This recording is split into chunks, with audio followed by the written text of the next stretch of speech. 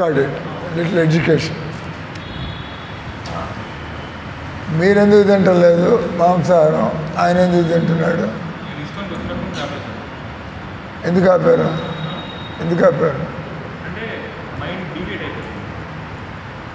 నీ mind deviate అయితే పర్వాలేదా? మంచిది కాదని చెబుతున్నాడు. మాంసాహారం తింటే బంగ్లాదేశ్లో ముస్లింలు వాళ్ళంతా పశువులాగా, ఏమి భయం లేదు, భయంకరంగా హిందువులు చంపుతూ దాడులు చేస్తూ ఎట్లా పెద్ద మృగం చిన్న మృగాల మీద పడి చంపేస్తుందో. మాంసాహారం తింటే నీలో దయాగుణం ఉండదు, దుర్మార్గుడిలాగా స్వార్థం కోసం అనేది గొంతుకు వస్తావు. వీళ్ళు జాగ్రత్తగా ఉండాలి, మాంసం తినేవాడితో తిరుగుతుంటే వీడు మనకి ఏం చేస్తాడు అంటే జెంటిల్ పీపుల్. మీరు ఆయనకి ఎప్పుడు చెప్పి చూడలేదా? ఆయనకి ఎప్పుడు చెప్పి చూడలేదా మీరు? నువ్వు తినమాక, ఆయన ఫ్రెండ్ కదా, రోజు కలుస్తారు మీరు. ఏనా మరి ఫ్రెండ్స్ ఎట్లా అయ్యారు?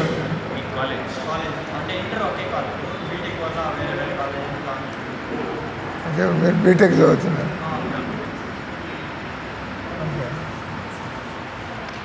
ఐ టెల్ యూ, మీరు ఏదైనా మోటార్ బైక్ కొంటారు, కారు కొంటారు, మీకు మోటార్ బైక్ కొత్త, ఇంతకుముందు సైకిల్ మీద, you will get to know. విని ఏదైనా మీరు పుస్తకంలో చూసి బైక్ ఏమేమి ఉంటాయి, ఎలా వాడుకోవాలని, either by practically seeing or getting to read a little bit and want to, like any computer or smartphone or vehicle, if it is new, you don't know how to drive, you will get to learn. ఇదే విధంగా ఈ శరీరం భగవంతుడు మనకి శరీరం ఇచ్చాడు. కొంతమందిని భలే వాడుకుంటున్నారు, ఓవర్ యూటిలైజేషన్, కొంతమంది అండర్ యూటిలైజేషన్. సో ఈ శరీరం భగవంతుడు అందరికీ సమానంగా ఇచ్చాడు, కానీ కొంతమంది ఈ శరీరాన్ని ఎలా వాడుకోవాలి. అందుకని అడిగారు, తెల్లవారుదాం లేస్తే ఎలా మైండ్ చురుగ్గా ఉంటుంది, శాకాహారం తింటే ఎలా మైండ్ అలర్ట్గా ఉంటుంది, సో ఎలా మీరు కొద్దిగా మంత్రజపం చేస్తే రోజు మంత్రజపం మనస్సు ఎలా ఎదుగుతుంది, రకరకాల దాన్ని ఏమంటారు mental deviations or mental blocks. ఇప్పుడు మీలో ఎవరికైనా క్రికెట్ అంటే ఇంట్రెస్ట్ ఉందా? షటిల్. సో దానివల్ల లాభం ఏంది? దానివల్ల ఎక్సర్సైజ్, ఫిజికల్ ఫిట్నెస్, కాన్సన్ట్రేషన్ ఇది మెయిన్లీ బాడీ కొద్దిగా ఎక్సర్సైజ్ ఇస్తే సర్క్యులేషను, బ్రీతింగ్ ప్లస్ గేమ్స్లో స్కిల్స్ డెవలప్ అవుతాయి. కానీ ఆ విధంగా గేమ్లు ఆడక్కర్లేదు. స్విమ్మింగ్ చేస్తే, బ్రిస్క్ వాకింగ్ చేస్తే, that is also good exercise. వాళ్ళు ఎక్సర్సైజ్ని కమర్షియల్ చేసి పెద్ద వ్యాపారంగా వెళ్ళిపోయి దాని ఒక పెద్ద పిచ్చిలాగా తయారు చేసి మీరంతా డబ్బులు పెట్టి చూస్తూ ఉంటే వాళ్ళు డబ్బులు జబ్బుల్లో వేసుకుని మీ మైండ్ డైవర్ట్ అవుతుంది, మీరు డబ్బులు ఖర్చు పెడుతున్నారు, వాళ్ళు సంపాదించుకుంటున్నారు. మీ జీవితానికి పర్సనల్గా దానివల్ల ఉపయోగం ఏం లేదు. Unless you make cricket your career or basketball your career. అంటే దానికి కెరీర్ కాబట్టి ఏదో బతకడానికి వాడేవాడు ఇంజనీర్గా పనిచేసి బతుకుతాడు, మనం ఏదో డ్రైవర్గా పనిచేసి, డాక్టర్గా పనిచేసి, అకౌంటెంట్గా పనిచేసి రకరకాల ఉద్యోగాలు వాళ్ళ మెంటల్ యాప్టిట్యూడ్ బట్టి, వాళ్ళ స్వభావాన్ని బట్టి people want no I want become a cook. ఉదాహరణ నేను డాక్టర్ని, but I do not like medical practice.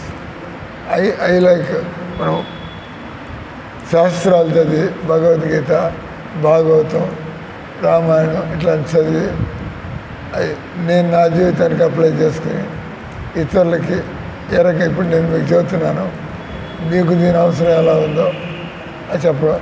I like that. This is called intellectual work or spiritual work. Brahman అంటాం కదా మనం, మన హిందువులో బ్రాహ్మణ్ అంటే spiritual. Your Brahman real, but right no your not a Brahman, your only by birth. మీ పూర్వీకులు వాళ్ళు ఆధ్యాత్మికంగా బతుకుండొచ్చు. బ్రాహ్మణ్ అంటే spiritual person. Otherwise what do you mean like Vaishya, mercantile person. Business చేసేవాడిని వైశ్యులు అంటారు, వ్యాపారం చేసేవాడిని వైశ్యులు అంటారు. తర్వాత ఎవరైతే ఎందుకు పుట్టామో, ఎలా బతకాలా, దేవుడు ఎవరు, ఎలా దేవుడితో సంబంధం పెట్టుకోవాలా, చనిపోయిన వాళ్ళు ఎక్కడెక్కడికి పోవచ్చు, ఎక్కడికి పోవాలా, ఎలా పోవాలా, నిజమైన ప్రేమ అంటే ఏంది, నిజమైన ఆనందం అంటే ఏంది. These are all called intellectual questions. Intellectual మీలాంటి వాళ్ళు ఇంత లోతుగా ఆలోచించరు. ఏదంటే అమెరికా పోవాలా, ఏ ఉద్యోగం చేసే ప్యాకేజ్ ఎక్కువగా ఉంటుంది, అయితే నా భార్య ఎలా ఉండాలా, ఎట్లాంటి దాన్ని పెళ్లి చేసుకోవాలి, all simple things of the world. అందరూ వెతుకుతున్నారు, అందరూ జాబ్ వెతుక్కుంటున్నారు, అందరూ పెళ్లి చేసుకుంటున్నారు. That's of things. కానీ కొంతమంది మాలాంటి వాళ్ళు ఇవి కాకుండా మనిషిగా పుట్టి ఈ ప్రశ్నలు అడగవచ్చు. ఎందుకు పుట్టాము, ఎవడు దేవుడు, నేను ఎవరిని, ఈ సంసారంలో ఎందుకు ఎన్ని సమస్యలు ఉన్నాయి, మనం సుఖపడాలన్నా కూడా ఎందుకు ఒక సమస్య తర్వాత ఇంకో సమస్య వస్తుంది. It's question. అందరూ సుఖంగా ఉండాలి, ఎవరికి దొరకటం లేదు, దొరకదు కూడా. అంటే మెటీరియల్ లైఫ్, కాలం అనేది ఉంది, మీకు తెలియదు రేపు ఏమవుతుంది. మీరు సుఖంగా ఉంటారు, రేపు ఎక్కడో కాలం పోతుంది, ఇంకేంది బతుకంతా అలాగే కదా అవుతున్నాయి. ఎంతమంది ఆయనవాడు నిన్న ఒక అమ్మాయి, వాళ్ళ అమ్మ వచ్చింది. వాళ్ళ అమ్మ, మా అమ్మాయి గుడ్డిది, ఆమె ఇంకోటికి చేత పని చేస్తుంది అంటే జాబ్ ఈ అమ్మాయికి వచ్చిందంట. అంటే ఈ గుడ్డి అమ్మాయి అయితే జాబ్ చేయలేదు కదా, ముఖ్యంగా ఆఫీస్ వర్క్. గుడ్డి అమ్మాయికి గవర్నమెంట్ వాళ్ళకి దీని కూడా ఒక కోటా ఉంది సార్. ఎవరైతే బీటెక్ చదువుకుని ఉంటారో కొన్ని కారణాల వల్ల వాళ్ళు అందులైనట్లయితే వాళ్ళు ఆ మాత్రం క్వాలిఫికేషన్ పూర్తి చేసుకుంటే వాళ్ళకి ఆ కోటాలో కొన్ని జాబులు ఉంటాయి. ఆ రంగా జాబ్ తెచ్చుకొని ఆయన చదువుతూ ఉంటే వాడు పని చేస్తూ ఉంటాడు. She is blind, she is employed somebody. వాళ్ళకి అది పని కావాలా, గవర్నమెంట్ జాబ్లో పని కావాలా. ఈమెకు ఆ తెలివితేటలు ఉన్నాయి, కానీ తను స్వయంగా పని చేయలేదు, డెసిషన్స్ తీసుకోవడం అట్లా చేయండి జాబ్. అంటే అనేది people can handicapped people so many కొంతమందికి వినపడదు, కొంతమందికి కనపడదు కదా, కొంతమందికి రకరకాల రోగాలు మన శరీరంలో రోగాలకి can anybody count how many diseases can be there in the body?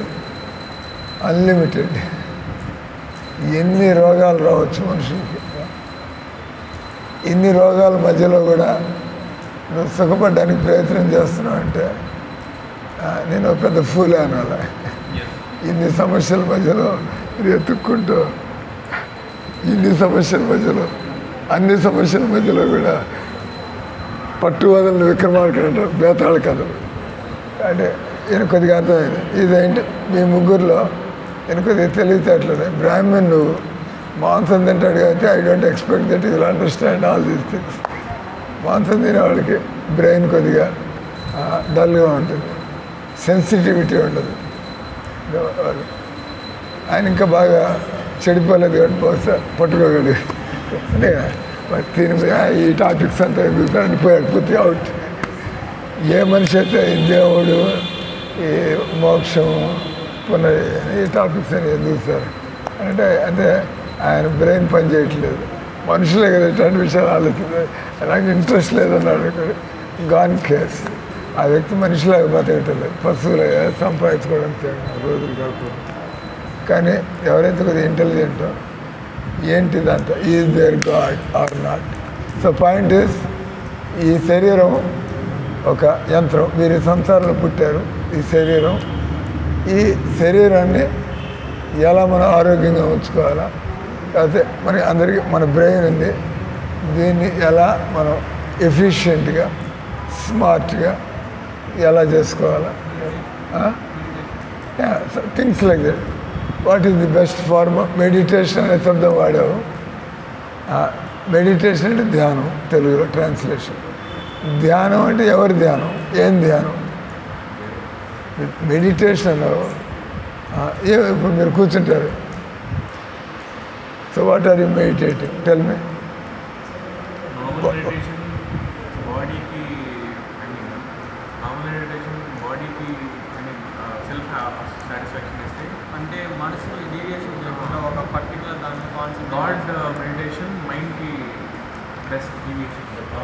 I tell you,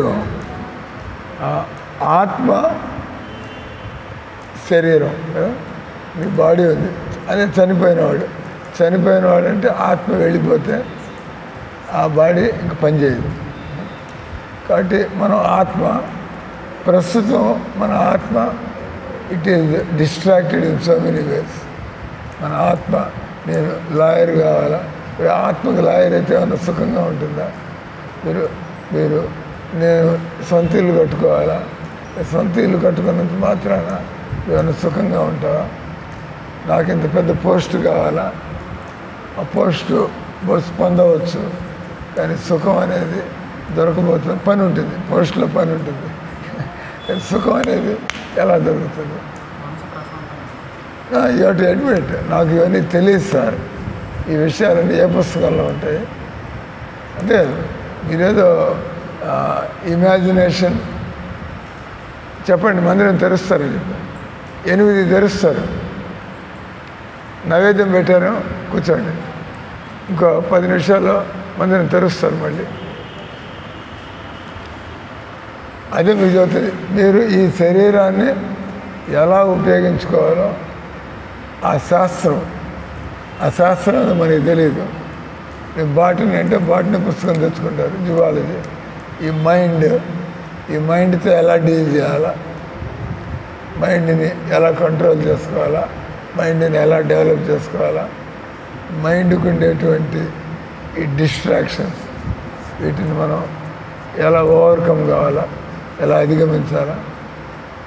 మీరు ఏదో ఇష్టం వచ్చిన జవాబులు ఇస్తే కాదు.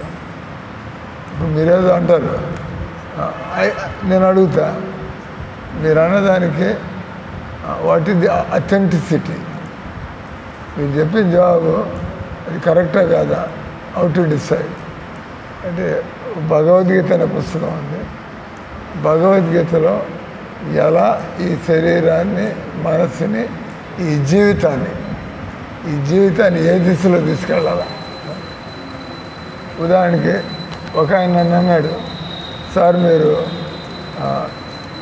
ఎంబీబీఎస్ చదువుకున్నారు, ఎండీ చేశారు, మీరు వదిలేసి మీరు ఈ మార్గంలోకి వచ్చారు, మీరు అంత చదువు, మీరు దాన్ని అన్నేళ్ళు చదువుకొని గవర్నమెంట్ మీ మీద అంత ఇన్వెస్ట్ చేస్తే మీరు వదిలేసి ఆ లైన్ వదిలేసి ఇటు వచ్చేసారు, మీరు మీ ప్రొఫెషన్ని మీరు పాడు చేశారు కదా, నిర్లక్ష్యం చేశారు కదా, you not utilized your professional knowledge అంటే నేను ఆయన జవాబు ఇచ్చా, నేను నా ఎంబీబీఎస్ని నేను వదిలేసి ఉండొచ్చు ఆ విధంగా, కానీ కనీసం నా జీవితాన్ని పాటు చేసుకోవట్లేదు కదా. ఎంబీబీఎస్ ఉపయోగించుకోలేదు, కానీ నా జీవితాన్ని నేను చక్కగా ఉపయోగించుకుంటుంటే అలా. ఉదాహరణకి ఒక ఇంజనీరు బతుకుతున్నాడు, ఒక రైతు బతుకుతున్నాడు. ఇంజనీర్ సిగరెట్ తాగుతాడు లేదా మాంసాహారం తింటాడు. ఆ రైతు కొద్దిగా వాళ్ళ తల్లిదండ్రులు కల్చర్ చదువుకున్నంత మాత్రాన మీరు మంచి వ్యక్తులుగా ఉంటారని చెప్పడానికి వెళ్ళా. చదువుకున్న వాళ్ళు ఎక్కువ చెడిపోయే అవకాశం కూడా ఉంది. మీరు ఆ సర్కిల్లో తిరుగుతూ సిగరెట్ తాగడం, మాంసాహారం తినడం, ఇంకా మోసాలు చేయడం, ఇంకా తెలివితేటలు ఇట్లా అంతే కదా. చదువుతో పాటు భగవద్గీత నాలెడ్జ్ ఉంటే అప్పుడు మీకు విలువలు తెలుస్తాయి. అందుకే దాని అంటారు value education, knowledge education. Knowledge మీరు ఇంజనీరింగ్ కానీ నాలెడ్జ్, కానీ వాల్యూస్ ఎలా పెద్దల్ని గౌరవించాలా, ఎలా మనం దేవుణ్ణి మనం నమ్మకం కాదు, మనం దేవుణ్ణి తెలుసుకొని ఎలా ఆయన చెప్పినట్టుగా బతకాల, దేవుడు ఆయన నియమాలు. దాని మాంసాహారం మనుషులు మాంసాహారం తినడం భగవంతుని దృష్టిలో అదొక నేరం. ప్లస్ మాంసాహారం శరీరానికి అనుకూలమైనటువంటిది కాదు. ఆ రకంగా చూస్తా. మెడికల్లీ ఆల్సో ఒక ఉదాహరణ ఇస్తా.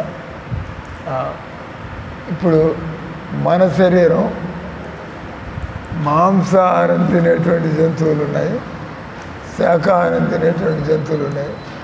మానవ శరీరం మాంసాహార జంతువులకి అనుకూలంగా ఉందా, శాకాహార జంతువులు ఎలా ఉంటాయి? మన శరీర నిర్మాణం శాకాహార జంతువుల శరీర నిర్మాణం ఎలా ఉందో అలా ఉంది. కాబట్టి మాంసాహారం మనకు అనుకూలం కాదు ఫర్ మెనీ రీజన్స్. నోటి నుంచి పళ్ళ అరేంజ్మెంటు, లాలాజలం, తర్వాత మన పేగుల యొక్క పొడుగు, తర్వాత మన యొక్క యాసిడ్ స్ట్రెంగ్త్, ఇవన్నీ చూసి మాంసాహారం తింటే మాంసాహారం తినే జంతువులకి ఈ కెనైన్ టీత్ అంటారు, షార్ప్ టీత్. మనకి నవిలే పళ్ళు ఎక్కువ ఉన్నాయి, జంతువులకి ఈ కొరికే పళ్ళు ఎక్కువ ఉంటాయి, తిక్కుంది. ఎందుకంటే కుక్కలు, పిల్లు అవి చెంచాలు వండుకొని తినవు కదా, వాటికి ఎలకని పట్టుకుని పీకి చీల్చి తింటుంది కదా. అంటే మనకి భగవంతుడు అట్లాంటి పళ్ళు ఇలా మనకి కేవలం ఇక్కడ 4 ఉంటాయి, ఇక్కడ 2, ఇక్కడ 2. ఎక్కువ మనకి 4 వరుసలు, ఇక్కడ 4 పైన 4 కింద 2 పక్కన 32 పళ్ళలో మనకి 16 పళ్ళు నవిలే పళ్ళు ఉన్నాయి. అంటే భగవంతుడు మనల్ని శాకాహారులు ఏ విధంగా ఆవు గడ్డి నవ్వులుతూ ఉంటుంది రోజంతా నవ్వులుతూ ఉంటుంది కదా. మనకు కూడా భగవంతుడు అటువంటి పళ్ళు ఇచ్చాడు కాబట్టి శాకాహారం. తర్వాత పేగుల్లో మాంసాహారంలో నైట్రోజను, యూరియా, అమ్మోనియా అనే మాంసాహారం ఆ కంటెంట్ ఉంటుంది. అది పేగుల్లో ఎక్కువ సమయం అది పేగుల్లో ఉన్నట్టయితే పేగుల్లో పుళ్ళు పడే అవకాశం ఉంటుంది. శాకాహారంలో ఈ విధంగా నైట్రోజను, అమ్మోనియా, యూరియా ఇట్లాంటివి ఉండవు. దీని స్ట్రక్చర్ వేరు.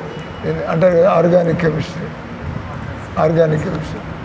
ఆ రకంగా కాబట్టి మీరు మాంసాహారం తింటే మీ పేగుల్లో అది 2 రోజులు ఉంటే అది చాలా హార్మ్ఫుల్ కెమికల్స్, కార్సినోజన్, క్యాన్సర్ రోగాలు ఇట్లాంటి పుళ్ళు పడే అవకాశం ఉంటుంది.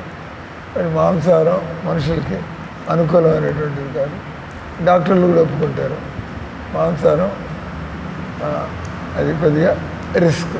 అయినా కూడా తింటూ ఉంటారు జనాలు.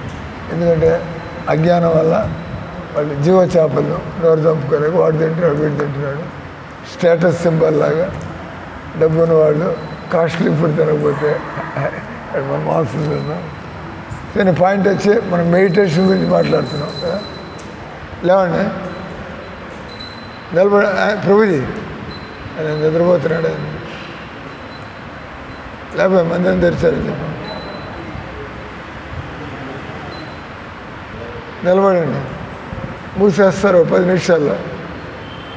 నిలబడండి, ఇవ్వండి, దగ్గర ఇవ్వండి. సరే వాళ్ళు మందిరంలోకి వచ్చారు, ఏం తెలియదు. మందిరంలోకి వచ్చి రాగానే దండం పెట్టాలా, దండం ఎలా పెట్టుకోవాలా, తర్వాత మందిరంకి వెళ్తే దేన్ని మందిరం అంటారు, దేన్ని మందిరం కాదు, మందిరం ఉన్నా కూడా దానికి సాయిబాబా గుడికి పోతారు. చాలామంది దృష్టిలో అది కూడా మందిరం అని. భగవద్గీత పద్ధతులు చూస్తే వాళ్ళంతా మిస్గైడెడ్. సాయిబాబా దేవుడని ఎవరు చెప్పాడు? వాడు ముస్లిం జనాలకు తెలుసు, అది కూడా క్రిమినల్ అని తెలుసు. మరి ఆయన దేవుడు ఎటు చేశారు? దాన్ని ప్రాపగాండ చేసి అంటే 4 సినిమాలు తీసేస్తే సాయిరామ్ సాయిరామ్ అంటే ఎంత మీకు శక్తులు వచ్చేసినట్టుగా చూపిస్తే అమాయకులంతా ఓహో సాయిబాబాని పూజిస్తే మనకి కలిసి వస్తుంది, మనకి శక్తులు వస్తాయి. ప్రాపగాండ అంటే హిందువుల అమాయకులు ప్రాపగాండ. మీరు ఒక వేప చెట్టు ఉంటుంది అనుకోండి, వేప చెట్టుకి మీరు గుడ్డ కట్టేసి బొట్లు పెట్టి అక్కడ చిన్న ముగ్గేస్తే జనం అంతా వచ్చిపోయాడంతా నిలబడి అక్కడ 5 రూపాయలు పెట్టిపోతూ ఉంటారు. ఇదంతా కూడా భగవద్గీత చదవని కారణంగా దేవుడని నమ్మకం ఉంది. ఆల్ సెంటిమెంటల్, ఏమి తెలియదు. ఏదో అంట ఎప్పుడు మీలో అటువంటి ప్రశ్న రాదు. ఏం వాట్ ఆమ్ ఐ డూయింగ్, ఏం చేయాలా, వాట్ ఆమ్ ఐ డూయింగ్, నేను చేస్తుందని కానీ ఫలితం కనబడుతుందా లేదా. అంటే మీరేదో పని చేసినప్పుడు మీరు రోగం ఉన్నప్పుడు డాక్టర్ దగ్గరికి వెళ్తారు. డాక్టర్ దగ్గరికి వెళ్తే మీరు ఒక మూర్ఖుడిలాగా నెలలు తింటూ ఉంటారా, చూసుకుంటారు లేదా, ఈ మెడిసిన్ అన్న పని చేస్తుందా లేదా, రోగం తగ్గుతుందా లేదా, సైడ్ ఎఫెక్ట్స్ ఎక్కువ ఉన్నాయా లేదా గమనించుకుంటారు కదా. ఎంత డాక్టర్ చెప్పి తింటూ ఉంటారు. ఉన్న రోగానికి తోడు మళ్ళీ ఈ మందు తిన్న వల్ల రోగాలు కూడా side effects. Then you want to stop it. రోగం తగ్గలేదు సరి కదా, ఇంకోటేదో వెంట్రుకలు ఊడిపోతున్నాయి సార్ ఈ మెడిసిన్ తీసుకుంటే, లేదా విరోచనాలు వస్తున్నాయి అనే కదా. ఇంతకుముందు ఉండేది ఒక రోగం, దాంతోపాటు ఈ రోగం కూడా తయారైంది. సో పాయింట్ అది మీరు ధ్యానం అన్నారు. మీరు చూసినట్లయితే భగవద్గీత మీరంటే ధ్యానం అంటే కాన్సన్ట్రేషన్ అన్నారు, ఏదైనా ఒక వస్తువు మీద. కానీ భగవద్గీత పద్ధతిలో ధ్యానం అంటే మీలో మీరు సుఖంగా ఉండగలగడం, మీ మనస్సు బయట సుఖాన్ని వెతుక్కోకుండా ఉండడం. మీరు ఐస్ క్రీమ్ తినాలని ఉంది, మోటార్ సైకిల్ తొక్కాలని ఉంది, లేదా పలానా గర్ల్ ఫ్రెండ్తో పోయి కూర్చోవాలని ఉంది. మీకు మోటార్ సైకిల్ కొనుక్కునే స్తోమత లేకపోతే యువర్ ఏ డిసప్పాయింటెడ్ పర్సన్. మీరు ఒక స్త్రీతో స్నేహం చేయాలంటే ఆమె ఇంట్రెస్టెడ్గా లేదు, డిసప్పాయింటెడ్. అంటే ఎందుకంటే మీ కంట్రోల్ లేదు. కానీ మెడిటేషన్ అంటే రియల్లీ మెడిటేషన్ అంటే భగవద్గీత పద్ధతిలో నువ్వు ఆత్మవి, ఆత్మ యొక్క లక్షణమే ఆనందం. ఉదాహరణకి ఒక మనం అంటూ ఉంటాం తెలుగులో, సంఖలో పిల్లని పెట్టుకుని ఊరంతా ఎతకడం. అప్పుడప్పుడు మైండ్ ఎట్టో ఉంటుంది, అప్పుడప్పుడు మర్చిపోయి. ఇప్పుడు నేను ఒకసారి అయింది, నాకేమైందంటే కళ్ళజోడు ఇట్లా పెట్టుకుని ఇక్కడ పెట్టుకున్నా, మాట్లాడితే ఇక్కడ ఉందని మర్చిపోయా. నా కళ్ళజోడు ఇక్కడ, నా కళ్ళజోడు మీరు చెప్పాల్సి వచ్చింది ఇక్కడ ఉంది సరే అని చెప్పి. అంటే అప్పుడప్పుడు మీరు మైండ్ ఎట్లా వెళ్ళిపోయి కళ్ళజోడు మీ నెత్తి మీదే ఉంది, కానీ మీరు కొద్దిగా ఇట్లా మాటల్లో పడి మర్చిపోయారు. కళ్ళజోడు అంటూ ఉంటారు, అడుగుతూ ఉంటారు. నా కళ్ళజోడు రూమ్లో ఉంది, అవుతుంది, ఇక్కడ లేదు, నాకే చూపిస్తాను. ఏంటంటే ఆబ్సెంట్, కొద్దిగా మర్చిపోయారు. ఆ రకంగా సంఖలో పిల్లని పెట్టుకుని ఊరంతా ఎతకడం. ఆదుర్దా కొద్ది పిల్లవాడు సంఖలో ఎక్కడ పోయాడు నా పిల్ల, ఓవర్ యాంగ్జైటీ అబౌట్ చేయడం. అట్లా ఒక కస్తూరి మృగం అని ఒకటి ఉంది. కస్తూరి అత్తరు ఉంది కదా, సెంట్స్. కస్తూరి విన్నారా? చందనం, కస్తూరి, అగరు, శాండల్వుడ్. ఆ కస్తూరి దాని ఏమంటారు అత్తరు, అది ఒక జంతువు యొక్క బొడ్డు నుంచి వస్తుంది. ఎలా మన నోట్లోంచి వస్తాయి, చెవుల్లోంచి, ముక్కుల్లోంచి కారుతూ ఉంటాయి కదా, అట్లా ఒక జంతువు యొక్క బొడ్డు నుంచి ఈ స్రావం వస్తుంది. అది అదిరిపోయే స్మెల్ ఉంటుంది, మంచి స్మెల్, భగవంతుడి ఏర్పాటు. ఆ స్మెల్ చూసి బహుశా ఈ ఆడమృగం నుంచి స్మెల్ వస్తుంది, మగ మృగం దాని తాకి ప్రకృతి ఏర్పాటు ఆ రకంగా. మొత్తానికి ఈ కస్తూరి మృగం బొడ్డు నుంచి ఆ స్మెల్ వస్తుంది. ఆ స్మెల్కి అదే వెతుక్కుంటూ ఉంటుంది, ఊరంతా తిరుగుతాడు, వస్తుంది దాని దగ్గర నుంచే. కానీ అది అంత తిరుగుతూ ఉంటుంది. దానివల్ల ఒక రిస్క్ ఏంది, దీన్ని కొట్టడానికి అంటే అది వెరీ కాస్ట్లీ ఫ్రాగ్రెన్స్ అది. కాబట్టి వెతికేవాడు మీలాంటాడు మనం కస్తూరి పట్టుకుని అమ్ముకున్నట్టయితే దాని నుంచి మనకి ఒకే దెబ్బకు 4,000 సంపాదించచ్చు, అంత దాని విలువ. ఎరంగా కేసరు 1 గ్రాము కొనాలంటే 300 రూపాయలు అంత ఉంటుంది. ఇది అంత టేస్ట్, అంత మంచి వాసన వస్తుంది. కేసరిగా కాశ్మీర్ నుంచి వస్తుంది. అరంగా కస్తూరి కూడా ఇంకా కాస్ట్లీ దానికంటే. సో ఆ మృగం దానివల్ల బలైపోతుంది, ఎత్తుకుంటూ ఈ లోపల కొట్టాల్సినాడు, దాన్ని చంపి పట్టుకుపోతాడు. సో పాయింట్ వచ్చి ధ్యానము అంటే మనమంతా కూడా ఆత్మలము, అంటే మన ఆనందం మనలోనే ఉంది. కానీ ఈ శరీరంతో వెతుకుతున్నాం. ఈ శరీరంతో ఆనందం ఎలా దొరుకుతుంది మీరు చెప్పండి. మీకు నాలుక ఉంది, నాలుక ఆనందం ఏంది?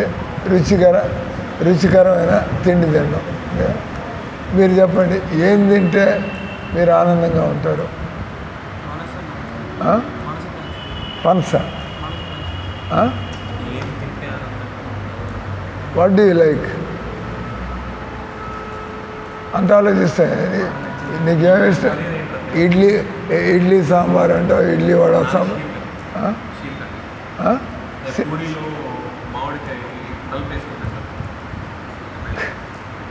నేను ఎప్పుడు తినలేదు కదా, కొత్త ఐటమ్. శ్రీఖండ్ అంటే గుజరాతీ ఐటమ్, అది పెరుగు నుంచి చేస్తారు. దానిలో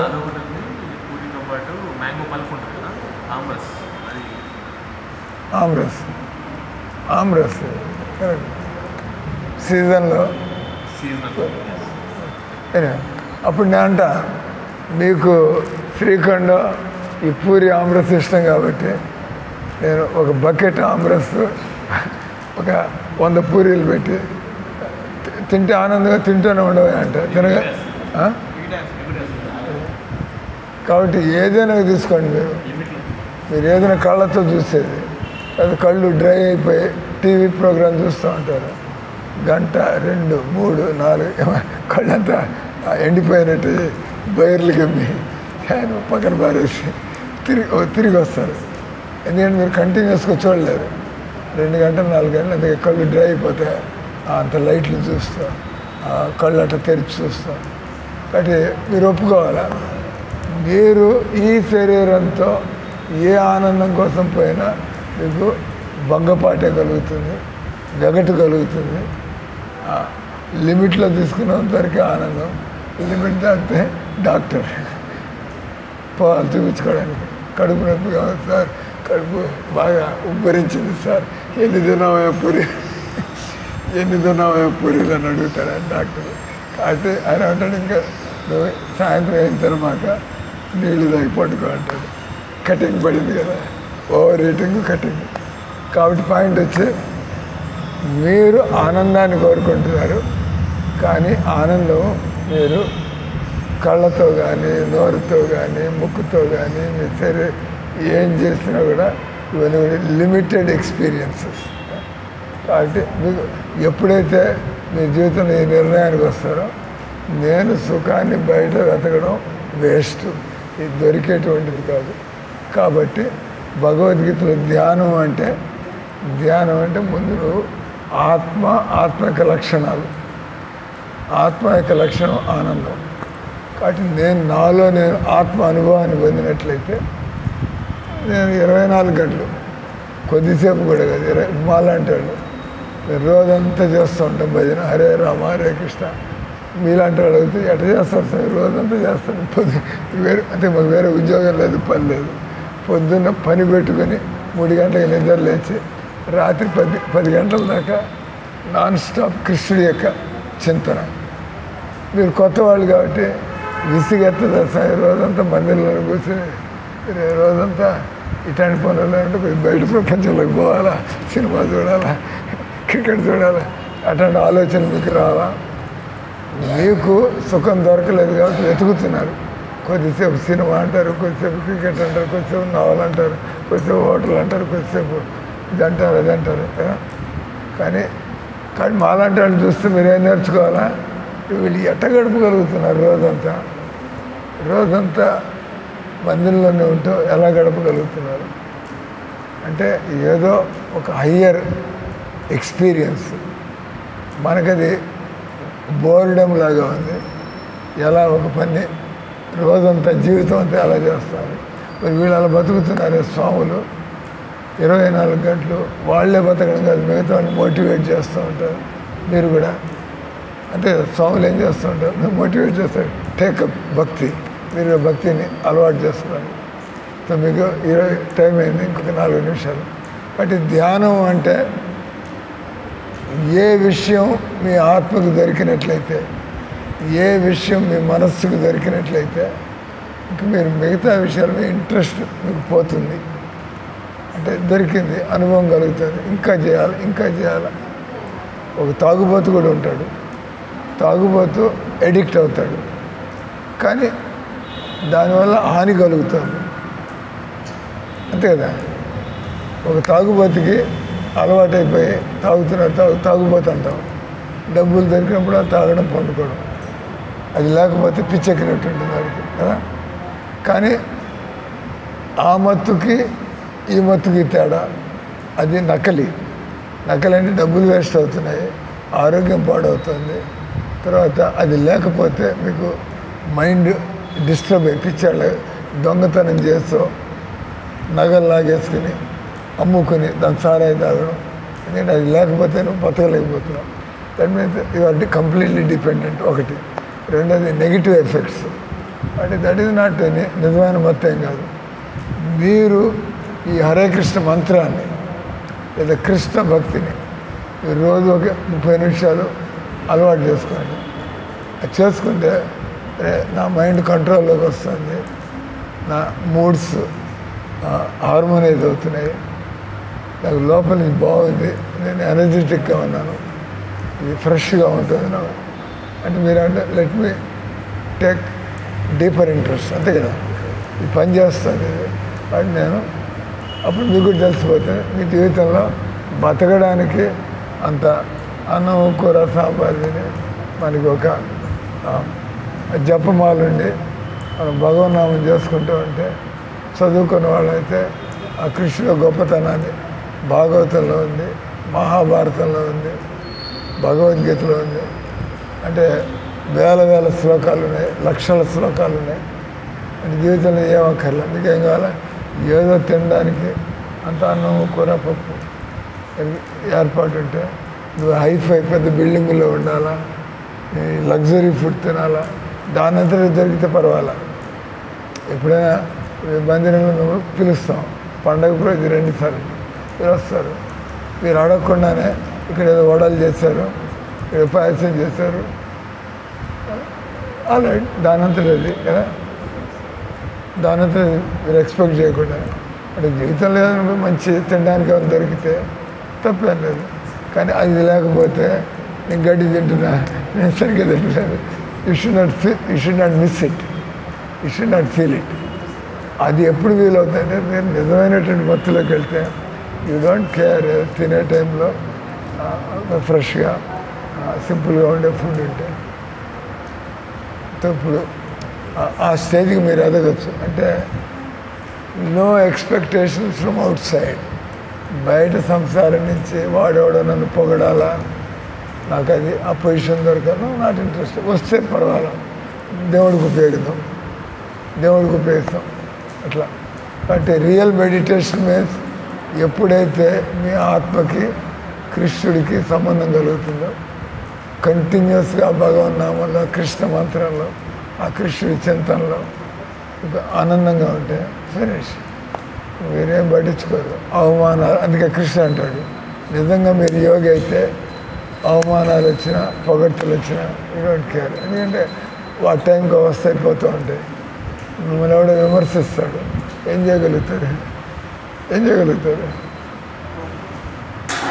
వాడిని ఏం చేసి వాడిస్తాం. మీరు నా గురించి 10 మందికి చెడు చెబుతూ ఉంటారు, మీ నోరు నేను మూయగలనాయండి కొంచెం చెబుతూనే ఉంటారు అక్కడ ఇక్కడ. లేదా మీరు నా శిష్యులు అవుతారు. ఈ స్వామి మన జీవితాన్ని బాగు చేశాడు. ఇంకా మనకి అన్నీ ఎలా ప్రశాంతంగా సుఖంగా ఉన్న డబ్బులు ఎలా సంతుష్టిగా సాటిస్ఫాక్టరీగా ఎలా మన ఇతరులకి కొన్ని మంచి పనులు చేయాలి అని మీరు గ్రాటిట్యూడ్. మీరు వచ్చే స్వామి మా జీవితాన్ని మీరు బాగు చేశారు. లేకపోతే ఏ ఇంజనీర్ అయ్యి, లేకపోతే ఏ అమెరికాను పోయి ఏం బతుకులు అక్కడికి వెళ్ళి రేషియల్ డిస్క్రిమినేషన్. అంటే అమెరికా పోగానే వీడు ఇండియను, మన అమెరికా మన దేశానికి వాడేవారు. కాబట్టి ధ్యానం అంటే కృష్ణుడి మీద ధ్యానం ఇక్కడ నేర్పించేది. రెగ్యులర్గా వస్తూ ఉంటే గమనిస్తూ ఉంటారు how they are doing it and how it is authorized. అరిబాల్ ప్రసారం. కాబట్టి ధ్యానం అంటే దేవుడి మీద ధ్యానం. వాళ్ళ దేవుడు అనగా ఎవడు అనేది అంటే తినగానే చెప్తూ కృష్ణుడి మీద ధ్యానాన్ని దాన్ని అల్టిమేట్ మెడిటేషన్ అంటారు. Ultimate meditation. ఇంకా మీరు దాని నుంచి బయటికి రాలేరు. కృష్ణ భక్తిలో పడ్డారంటే నేను 40 ఏళ్ళ నుంచి ఉన్నా ఈ మార్గంలో. టీ కాఫీలు తాగం, ఉల్లిపాయలు తినడం, హోటళ్ళకి పోవడం, సినిమాలు చూడడం, ఎన్ని అవసరాలు మంది. బస్ కృష్ణ మంత్రం మీ నాలుక మీద ఎక్కిందంటే మీరు ఎంతసేపు అనగలుగుతారు? అనండి ఒకసారి. హరే కృష్ణ కృష్ణ కృష్ణ హరే హరే, హరే రామ రామ రామ హరే హరే. ప్రశ్నలు ఉన్నాయా?